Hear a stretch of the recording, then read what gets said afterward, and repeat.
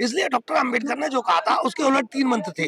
बाबा साहब ने कहा था शिक्षित करो, लेकिन लोगों ने क्या कहा बड़ी चतुराई के साथ, शिक्षित बनो। डॉक्टर अम्बेडकर ने कहा था संगठित करो, लोगों ने क्या कहा संगठित रहो। और बाबा साहब ने कहा संघर्ष करो, तो बाबा साहब ने संघर्ष करो। तो बाबा साहब का मतलब था शिक्षित बनो। अब शिक्षित तो हमारे लोग बन गए, डीएम बन गए, कलेक्टर बन गए, और संगठित हम रह ही रहे भाई। लाखों संगठन है सर देश में जो है बहुजन समाज के या भीम आर्मी जो बाबा साहब के नाम पे लाखों संगठन है इस देश में, लेकिन आप देख सकते हैं कि वहाँ पे कितनी संख्या है जो वहाँ पे अनशन कर रहे हैं। वहाँ पे संख्या कितनी है? हम लोगों से भी तो कमी हो रही ना। हम लोग जैसे मैं निजी रूप से निष्ठा रखता हूँ, सब तो तथागत में निष्ठा नहीं रखते ना। मैं इस बात को ईमानदारी से स्वीकार करता हूँ, लाखों संगठन है, लेकिन वो बाबा साहब की जय करते हैं, बाबा साहब की बात नहीं मानते, बाबा साहब को मानते हैं, बाबा साहब की नहीं मानते। बाबा साहब की कोई भी नहीं मानता। बाबा साहब ने कहा शिक्षित करो, अब हमारे लोग कहते हैं शिक्षित बनो। अब शिक्षित आप बन गए, संगठित आप रह ही रहे, संघर्ष किस बात के लिए करोगे आप?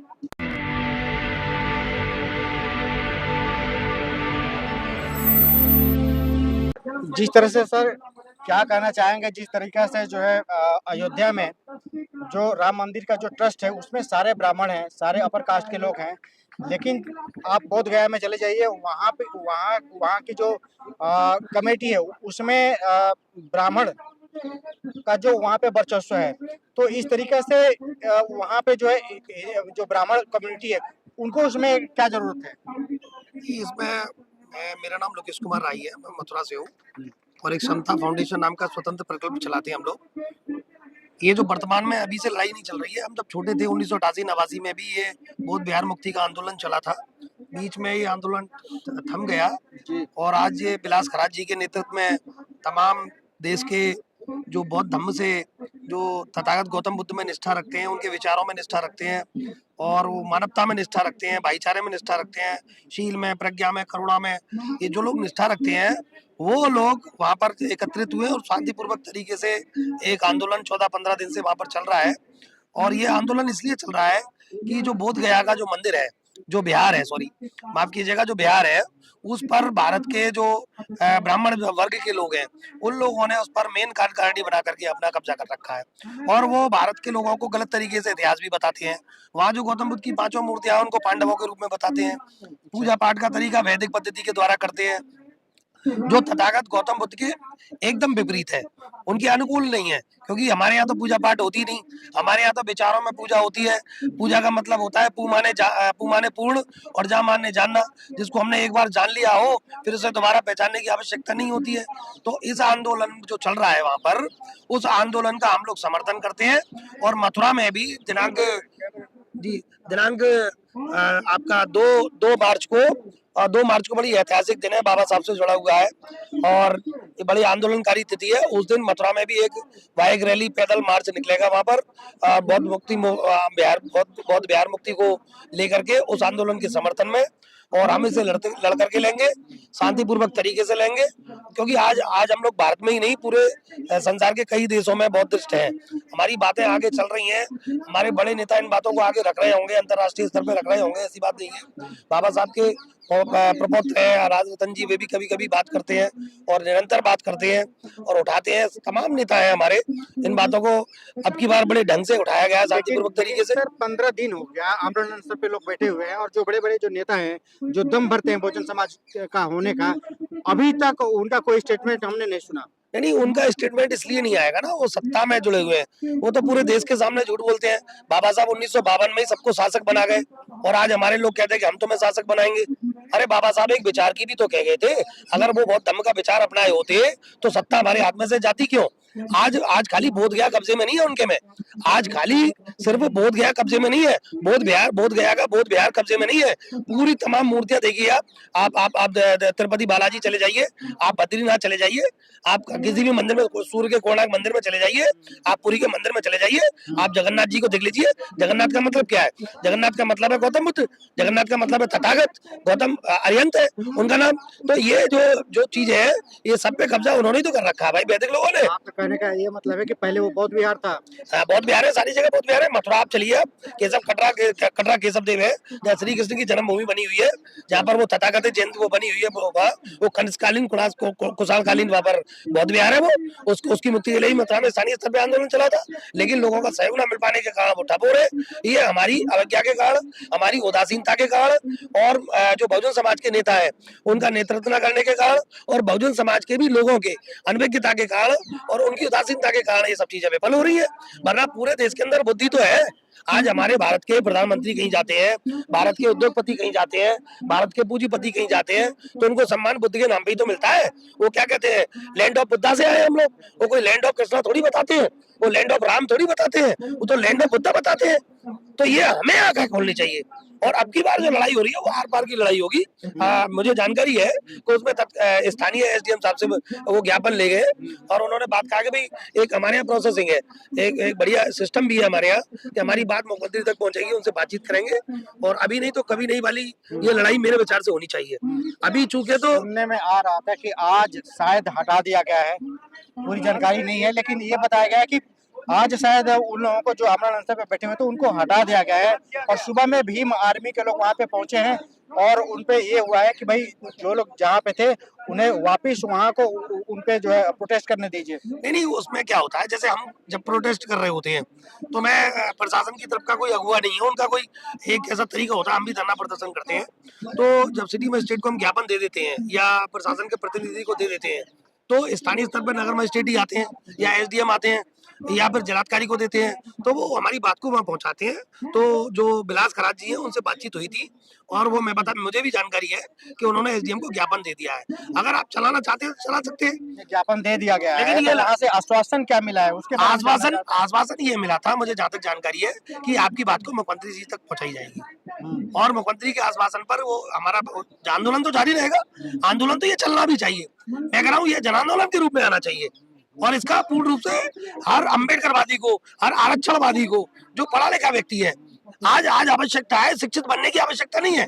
डॉक्टर अम्बेडकर के साथ देखिए, एक चीज बहुत गजब की बात बताऊं मैं आपको, कि अगर खाने में मिलावट होगी तो शरीर खराब होगा, अगर दूध में मिलावट होगी तो प्रोटीन पोषक तत्व आपको नहीं मिलेंगे, दाल में मिलावट होगी, आटे में मिलावट होगी, कार्बोहाइड्रेट नहीं मिलेगा, या मिलावट का शरीर खराब होगा, व्यक्ति खराब होगा। लेकिन विचार में मिलावट होगी तो पीढ़ी की पीढ़ी बर्बाद हो जाएगी। इसलिए डॉक्टर अम्बेडकर ने जो कहा था उसके उलट 3 मंत्र थे। बाबा साहब ने कहा था शिक्षित करो, लेकिन लोगों ने क्या कहा बड़ी चतुराई के साथ, शिक्षित बनो। डॉक्टर अम्बेडकर ने कहा था संगठित करो, लोगों ने क्या कहा संगठित रहो। और बाबा साहब ने कहा संघर्ष करो, तो बाबा साहब ने संघर्ष करो। तो बाबा साहब का मतलब था शिक्षित बनो। अब शिक्षित तो हमारे लोग बन गए, डीएम बन गए, कलेक्टर बन गए, और संगठित हम रह ही रहे भाई। लाखों संगठन है सर देश में जो है बहुजन समाज के या भीम आर्मी जो बाबा साहब के नाम पे जी। लाखों संगठन है इस देश में, लेकिन आप देख सकते हैं कि वहाँ पे कितनी संख्या है जो वहाँ पे अनशन कर रहे हैं, वहाँ पे संख्या कितनी है। हम लोगों से भी तो कमी हो रही ना। हम लोग जैसे, मैं निजी रूप से निष्ठा रखता हूँ, सब तो तथागत में निष्ठा नहीं रखते ना। मैं इस बात को ईमानदारी से स्वीकार करता हूँ, लाखों संगठन है, लेकिन वो बाबा साहब की जय करते हैं, बाबा साहब की बात नहीं मानते, बाबा साहब को मानते हैं, बाबा साहब की नहीं मानते। बाबा साहब की कोई भी नहीं मानता। बाबा साहब ने कहा शिक्षित करो, अब हमारे लोग कहते हैं शिक्षित बनो। अब शिक्षित आप बन गए, संगठित आप रह ही रहे, संघर्ष किस बात के लिए करोगे आप भाई? आपकी जिम्मेवारी थी, बाबा साहब ने कहा था कि आप शिक्षित करो और संगठित करो। ऐसे नहीं कि मोहल्ले मोहल्ले में, या पंजाबी पाड़े में पंजाबी रहते हैं, चौबिया पाड़े में चौबे रहते हैं, गौतम पाड़े में गौतम रहते हैं, कसाई पाड़े में कसाई रहते हैं, चमराने में चमर रहते हैं, जाटोली में जाट रहते हैं, ब्राह्मणवास में ब्राह्मण रहते हैं। तो फिर बाबा साहब ने क्यों कहा था कि संगठित रहो? बाबा साहब ने कहा था संगठित करो। जैसे आज हम लोग यहाँ पर एकत्रित हुए, दिल्ली से आ रहे हैं लोग, बोध गया पहुंच रहे हैं लोग, इसको संगठित करना कहते हैं, और फिर संघर्ष करना कहते हैं। संघर्ष किसी से लठ थोड़ी चलाना है, किसी से। आंसू सिस्टम है हमारे पास बहुत बढ़िया ब्यूरोक्रेसी भी है, हमारे पास कॉन्स्टिट्यूशन भी है हमारे पास, तो उसके तहत हमें लेकर के रहेंगे हम लोग। तो इसके लिए जन जागरण अभियान की आवश्यकता है। और मैं निजी रूप से कह रहा हूँ, मैं एक छोटा सा भारत का नागरिक हूँ, और मेरा नाम लोकेश कुमार राई है। हम इसके प्रति प्रतिबद्ध है। ये हमारे विचारधारा की लड़ाई है। इस विचारधारा के वृक्ष को हम सूखने नहीं देंगे। जो एक सेकंड जो बड़े बड़े जो नेता हैं, जो अभी जैसे मैंने अभी दोहराया था कि जो है जो बहुजन समाज का वोट लेकर के आप शिखर पे तो पहुंच जाते हैं, लेकिन आज तक क्या दही जमी हुई है उनके मुंह में, जो कि बोधी महाबोधि के लिए उनके मुंह से कोई भी आवाज नहीं आ रही है। नहीं, उनको, वो राजनीतिक लोग हैं, हम उनसे उम्मीद ना करें, वो धार्मिक लोग नहीं है। वो वैचारिक लोग नहीं है। वो क्या है, नेता आजकल हो गए, देश दलदल हुआ, वो कमल हो गए। जब से छोड़िए ईमानो सराफा, जिंदगी के हर काम में वो सफल हो गए। उनके पास कोठी आ गई, उनके पास मकान आ गए, उनके उद्योग व्यापार चल गए। ये सारा ही तो अम्बेडकर दे गए भाई। पेट्रोल पंप अम्बेडकर दे गए, नौकरियां अम्बेडकर दे गए। इन्होंने क्या करा है? डॉक्टर अम्बेडकर अवसर दे गए। ये तो अपनी खेती को लुटवा रहे हैं बाबा साहब की को। आज 131 सांसद है, दही क्या जमे, इनके यहाँ छाछ जम जाए, इनके यहाँ पानी जम जाए। भाई जिस गंगा को नहाने के लिए हम लोग वहां जाते थे, गंगा जल लेने के लिए, आज वो गंगा पाइपलाइन के द्वारा हमारे घर पर आ रही है। ये डॉक्टर अम्बेडकर की देन है। तो हमें समझना होगा ना, हमें क्रांति करनी होगी। एक और ट्रेंड चल रहा है कि वो सिर्फ माँ बोधी की बात नहीं है, देश में जो है 84,000 जो बौद्ध विहार हैं उनको भी मुक्त कराने की बात होगी। नहीं, ये सब होनी चाहिए। पूरा बुद्ध का देश है ये। और जहाँ खोदो आप देखिए, बहुत बड़ा हमारे यहाँ मथुरा जनपद में अंतर्राष्ट्रीय स्तर का संग्रहालय है। बहुत बड़ा लाहौर में संग्रहालय है। पाकिस्तान की तो जो डॉलर्स वगैरह आते हैं, तमाम तरीके की इनकम होती है, वो संग्रहालय बुद्ध की वजह से होती है, गौतम बुद्ध की वजह से होती है। आज हमारे भारत में तमाम विदेशी लोग आते हैं तो काय की वजह से आते हैं? वो रामकृष्ण के नाम पर थोड़ी आते हैं, शंकर के नाम पर थोड़ी आते हैं। ये तो खाली गौतम बुद्ध के विचारों की इज्जत करने आते हैं, उनको समझने आते हैं। भारत बहुत सारी धरोहर लेकर के बैठा हुआ है। भारत बहुत समृद्ध है। भारत खाली धन से समृद्ध नहीं है, भारत विचार से समृद्ध है। और विचार कौन सा है? पाता वेरमणि सिक्खापदम समाधियामि, कामेषु मिच्छाचारा वेरमणि सिक्खापदम समाधियामि। लोग कहते हैं कि व्यक्तित्व का निर्माण करेंगे, चरित्र का निर्माण करेंगे। तो भैया चरित्र का निर्माण कैसे होगा? चरित्र का निर्माण होगा 3 रत्नों से, बुद्धम शरणम गच्छामि, धम्मम शरणम गच्छामि, संघम शरणम गच्छामि। और फिर उसके बाद 5 सीलों से। आप बच्चे तो माँ बाप भी पैदा करके चले जाते हैं, लेकिन व्यक्ति का निर्माण तो माँ बाप कर देते हैं, लेकिन व्यक्तित्व का निर्माण आपके 5 सीलों से होगा। और जब 5 सीलों का मन वचन आचरण से आप आचरण करेंगे, तो आपको आवश्यक रूप से आप एक भारत में एक वैचारिक, एक मानवतावादी नागरिक पैदा करने में सफल रहेंगे। और जो मानवतावादी लोग हैं, वो बोध गया के आंदोलन की बात कर रहे हैं, वो उनको समर्थन कर रहे हैं, और जर्रे जर्रे पर जो बुद्ध है उसको आजाद कराने की बात कर रहे हैं। चलिए, बहुत बहुत धन्यवाद। एक सवाल है सर, जैसे कहा जा रहा है कि जो बुद्ध है, विष्णु का अवतार है, वो शिवाला है, तो वहाँ पर भक्ते लोग क्यों अड़चन कर रहे हैं? नहीं, ये बात क्या है कि बंते जी को पता है, ये बहुत भिक्षुओं को पता है, धम्म के विचारकों को पता है, पढ़े लिखे लोग हैं, और उन लोगों को पता है कि ये लोग झूठ बोल रहे हैं। अवतार का मतलब होता है कि दोबारा जन्म लेना एक व्यक्ति के द्वारा। हम तो एक बात कहते हैं भाई, भगवान ने इतनी बार अवतार लिए, भगवान ने 10 अवतार लिए, 4 बार ब्राह्मण बने भगवान, और 4 बार बने आपके क्षत्रिय, और हाँ 4 बार ब्राह्मण बने भगवान विष्णु। भगवान जी की बात करें हम लोग तो 4 बार ब्राह्मण बने, और 4 बार जानवर बने, और 2 बार क्षत्रिय बने, एक आध बार शूद्र भी बन जाते। और जितने भी उन्होंने अवतार लिए वो खाली एक क्षेत्र में ही लिए। तो क्षेत्रवाद उनके अंदर, अवसरवाद उनके अंदर, और सतयुग में कभी पाप नहीं होते, द्वापर में कम होते हैं, त्रेता में और कम होते हैं, और कलयुग में पाप ही पाप होते हैं। तो जब सतयुग में पाप नहीं होते तो आपने 4 अवतार क्यों लिए? और फिर उसके बाद त्रेता में नहीं होते, बढ़ जाते थोड़े से, तो 4 अवतार आपने लिए, और द्वापर में आपने 2 अवतार लिए। अब आप मुझे बताइए, कलयुग में आने में आपको डर लगता है क्या? ये तमाम तरीके की महंगाई बढ़ गई है, बहन बेटियों के साथ बेइज्जती होती है, तमाम तरीके के लोगों को घरों से बेघर किया जा रहा है। यहाँ तो भगवान विष्णु ही खुद बेघर हो रहे हैं। वहां पर बोध गया में, वहां तो विष्णु भी नहीं है, वहां तो पंडित जी बैठे हुए हैं भाई। हमारे यहाँ कहावत है, शास्त्राणां द्वितीयम्पि भवन्ति मूर्ख। जो शास्त्रों की बात करते हैं वो मूर्ख होते हैं। ये संस्कृत में लगा हुआ है, हमने थोड़ी लिख दिया है। उसको शिवालय बताया जा रहा है। शिवालय नहीं है वो, बोध विहार है, और बोध विहार है। झूठ कभी छपती नहीं। वो सच्चाई की बारिश उस पर होगी तो सच्चाई के संगमरमर से बना हुआ है वो एकदम धूल साफ हो जाएगी झूठ की, और धूल साफ होने वाली है।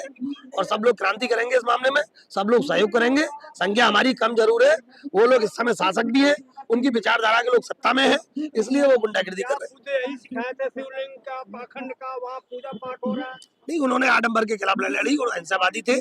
उन्होंने लोगों को बताया कि भाई यहाँ पर हिंसा नहीं होनी चाहिए। उस समय यज्ञ होते थे, यज्ञ के नाम पर गाय कटती थी, वैदिक परंपरा का उत्थान था उस समय, जातिवाद चरम पर था। तो उन्होंने बहुत बड़ा योगदान दिया है भाई बुद्ध ने, मानवता के संरक्षण के लिए, मानवीय मूल्यों के संरक्षण के लिए। ये तो क्या हड़पने का तैयारी हो रहा है क्या बुद्ध का? हड़प लिया भैया, अब तो बचाने की तैयारी करनी है हमको। उन्होंने हड़प लिया है, उसे बचाने की तैयारी चल रही है। इसके लिए हमारे अंदर, जब हमारे शरीर में सांस रहेगी, तब तक मैं एक आम उपासक की भांति, एक मामूली आदमी की भांति, मानवता में निष्ठा रखने की भांति, मानवीय मूल्यों में संरक्षण के प्रति निष्ठा रखने की भांति मैं संकल्प लेता हूँ, प्रतिबद्धता जताता हूँ कि इस लड़ाई में हम लोग सभी लोग सहयोग करें, और सभी लोग आगे आए, और मानवता जिंदी रह सके। को जीत कर रहेंगे, अवश्य जीतेंगे।